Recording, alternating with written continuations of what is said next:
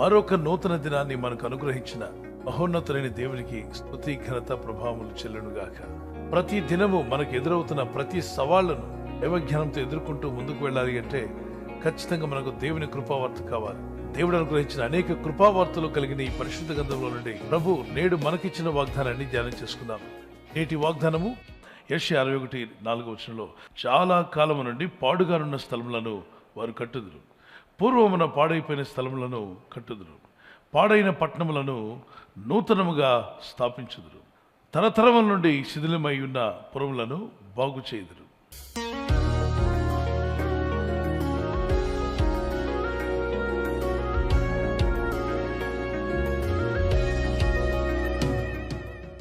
ఏదైతే నువ్వు పోగొట్టుకున్నావో మళ్ళా తిరిగి దేవుడు దాన్ని అనుగ్రహించాలని కోరుచున్నాడు. పూర్వ వైభవం అంటారు.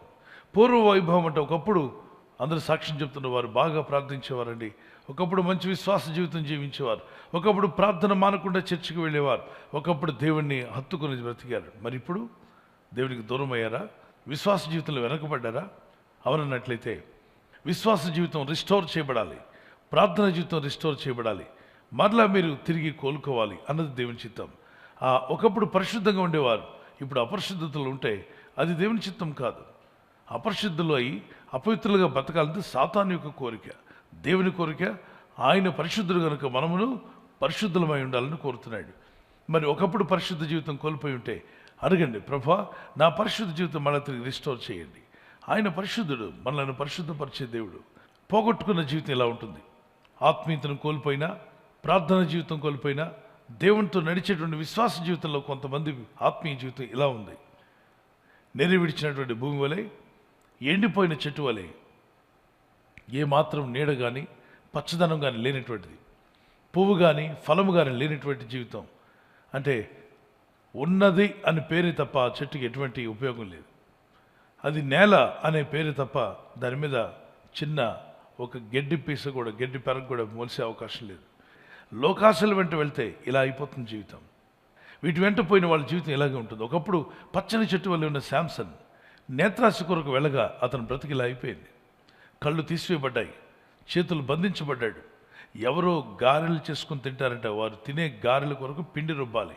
ఆ పిండి రుబ్బే పనంతా ఈయనకి ఇచ్చారు. దేవుని దాసుడు, దేవుని చేత ఓడబడాల్సిన వ్యక్తి, అన్యజనులు వారేదో తినడానికి ఈయన పిండి రుబ్బడమా? ఎంత ఘోరమైన పరిస్థితి అండి. ఇటువంటి స్థితి శాంసన్కి ఎందుకు వచ్చింది?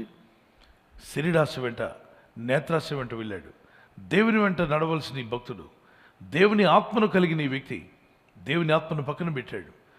దేవుడు దేవుడు అని ప్రార్థనకి చాలే, నా భక్తి సరిపోతుందిలే, ఇప్పుడు నాకేం కాదు, దేవుని అభిషేకం నా మీద ఉంది, నో ప్రాబ్లం అని చెప్పి అనుకుంటూ నెమ్మదిగా జారి వెళ్ళాడు. ఒక్క రోజులో జరగల, స్లోగా స్టార్ట్ అయింది ఆత్మీయత కోల్పోవడం.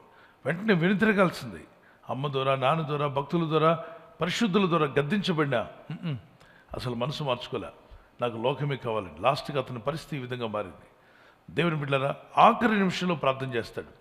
దేవా ఒక్కసారి నన్ను జ్ఞాపకం చేసుకోవా, ఇదిగో ఈ శాంసన్ అనేటువంటి నీ దాసుని నేను దారి తప్పాను, ఒక్కసారి నన్ను జ్ఞాపకం చేసుకోమని అడిగితే మళ్ళా ప్రేమగల దేవుడు, కృపగల దేవుడు లాస్ట్ మినిట్లో దేవుడు జ్ఞాపకం చేసుకుంటాడు. అతను ఏదైతే అడిగాడో దానికి జవాబునిస్తాడు. రెండంతల బలాన్ని మళ్ళీ తిరిగి ఇస్తాడు.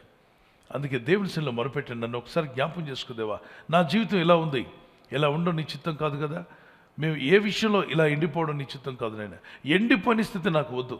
నాకు కానీ, నా కుటుంబంలో కానీ, ఆర్థిక విషయాల్లో కానీ, ఆత్మీయతలో కానీ, భక్తిలో కానీ, విశ్వాస జీవితంలో కానీ, అంతేకాదు ప్రార్థనా జీవితంలో కూడా ఎండిపోయిన స్థితి నాకు వద్దు ప్రభు. కొంతమందికి ప్రార్థన చేయాలన్నా ప్రార్థన రావట్లే, విశ్వాసం కోల్పోయారు.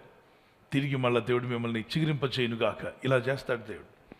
ఆయన విశ్వాసం నుంచి ప్రార్థన చేస్తే అది కూడా ఎండిన స్థితి తొలగిపోయి ఇటువంటి స్థితికి వచ్చేస్తుంది. రిస్టోర్ చేయబడ్డం. ఏంటా రిస్టోరేషన్ అని చూస్తే ఇదిగోండి ఇలాంటి స్థితి నుండి ఈ స్థితిలోకి రావడం.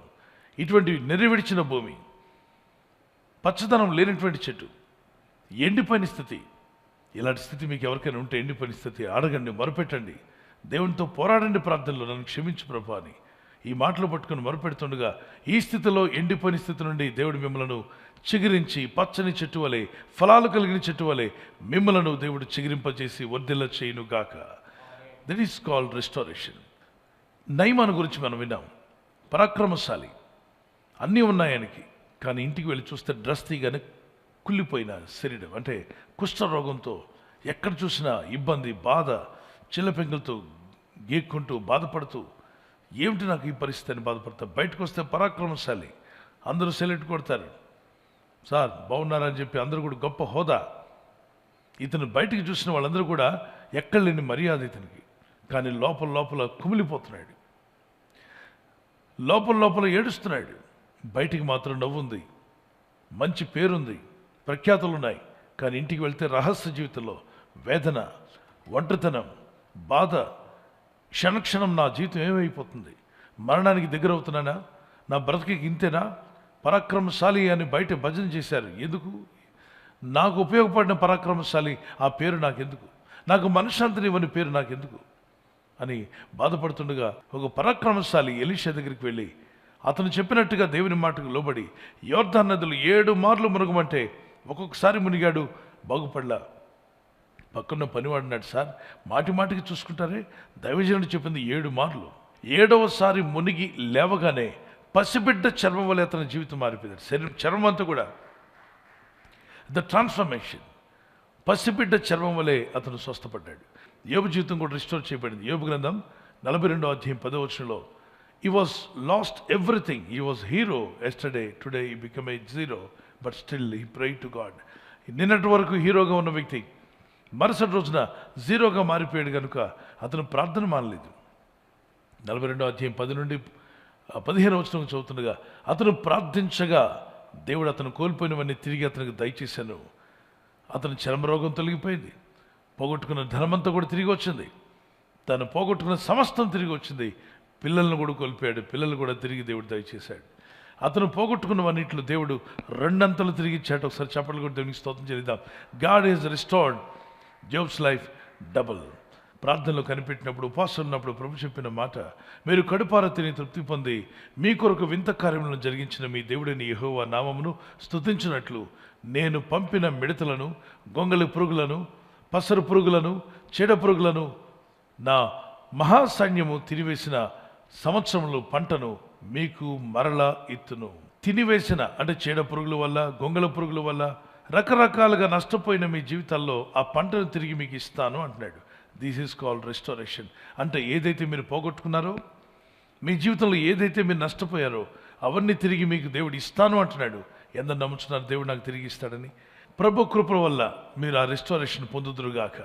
మీరు పోగొట్టుకున్న స్థితి అంతా కూడా తిరిగి ప్రభు మీకు సమృద్ధిగా యేసు నామములో మీకు దయచేయబడునుగాక. ఆమేన్. ప్రార్థన చేసుకుందాం. Let's pray. Father, I pray for them right now, whoever lost everything in their life, let everything be restored back in the name of Jesus Christ. నీ ప్రజలు కోల్పోయిందంతా కూడా తిరిగి పొందుకునే కృపనిస్తాను వాగ్దానం చేశావు. ఇదిగో మీ పంటను తిరివేసిన పురుగులు, పోయిన మీ పంట మళ్ళీ తిరిగి మీకు ఇస్తానని వాగ్దానం చేశావు.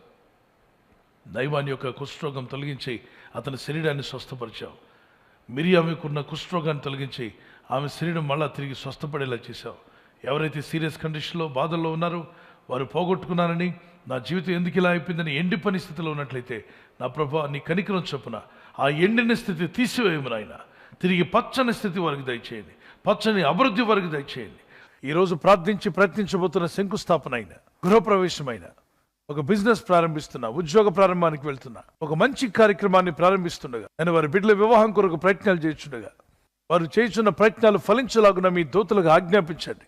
ఎవరైనా హాస్పిటల్లో ఉన్నా, ఐసీయూలో ఉన్నా, ప్రభు ఎవరైతే సీరియస్ కండిషన్లో ఉండి బాధపడుతున్నారో వారికి యేసు నామములో స్వస్థతను అనుగ్రహించండి. ఏదో ఒక బలహీనత వల్ల కృంగిపోయిన వారిని లేవనెత్తండి.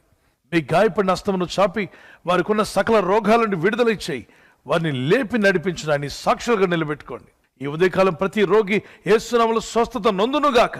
తండ్రి, ఈ దినం ఎవరైతే ప్రయాణమై వెళ్ళబోతున్నారో, అది రైలు మార్గమైనా, ఆకాశ మార్గమైనా, బస్సుల్లో, వాహనాల్లో ఎక్కడ ప్రయాణం చేస్తున్నా, రోడ్డు మార్గంలో ఏ వాహనంలో వారు ప్రయాణం చేస్తున్నా, నీ ప్రజలకు కాపాడే దూతలను పంపండి.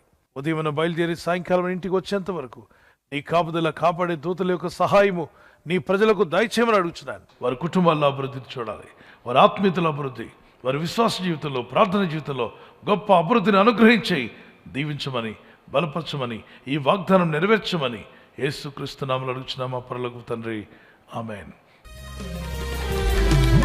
నీవే ద్రాక్షవల్లివి, నీ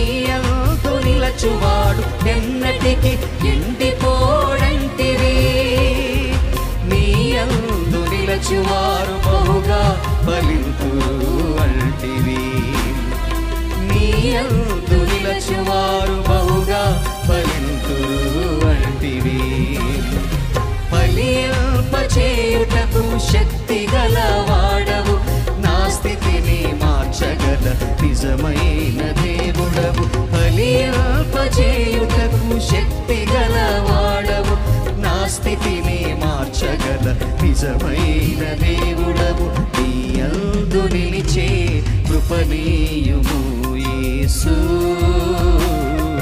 నీలో ఫలించే వరమేయుము యేసు.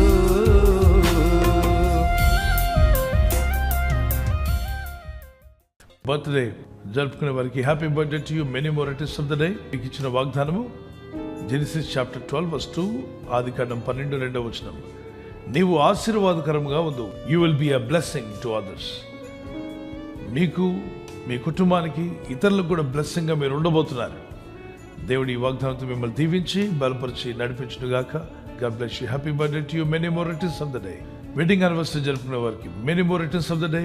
May the Lord continue to bless you as your husband and wife, as you celebrate and glorify God. The favor of God be upon you. మీ అక్కర్లే ఉన్న ప్రభు తీర్చునుగాక. మీకు వాగ్దానం జోషువ చాప్టర్ 3:5, యెహోషువ 3:5. యెహోవా మీ మధ్య అద్భుత కార్యములను చేయను, మీ కుటుంబంలో అద్భుత కార్యాలు జరుగునుగాక. The Lord will do amazing things among you.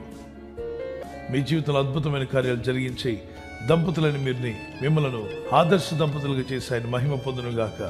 Amen. God bless you. మనకు దేవుడిచ్చిన ఈ కృపావార్త, ఈ వాగ్దానాన్ని మనతోనే ఉంచుకోకుండా మీకు తెలిసిన ప్రతి కాంటాక్ట్కు షేర్ చేయండి.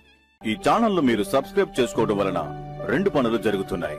ఒకటి, సువార్త జరుగుతున్నది, ఆత్మలు రక్షించబడుతున్నాయి. రెండవది, పేదలకు, అనాథలకు ఈ ఛానల్ ద్వారా సహకారం అందించడం జరుగుతుంది. మనం సబ్స్క్రైబ్ చేసుకోవడం వలన అందరికీ సహాయం చేసిన వారమవుతున్నాం. ఖచ్చితంగా ఈ యూట్యూబ్ ఛానల్ ను సబ్స్క్రైబ్ చేసుకొని బెల్ బటన్ ను క్లిక్ చేయండి. మీకు వెంటనే మెసేజెస్ పంపబడతాయి.